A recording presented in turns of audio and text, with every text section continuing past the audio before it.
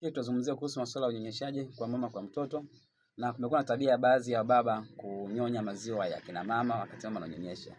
Jambo hilo sio sahihi kabisa, kwa sababu huo tunasema ni ukatili kwa mtoto, kwa sababu maziwa ya mama yapo rasmi kwa ajili ya kumnyonyesha mtoto na sio baba.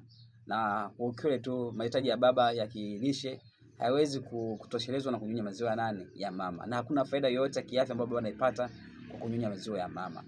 Kwa hiyo nashauri tu kwamba jamii yetu ibadilike. Maziwa ya mama ni kwa ajili ya mtoto.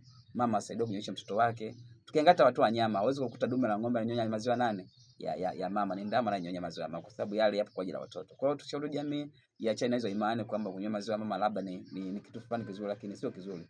Tuache mtoto anyonye vizuri, kwa sababu mwanzo bora wa mtoto unajengwa na maziwa ya mama.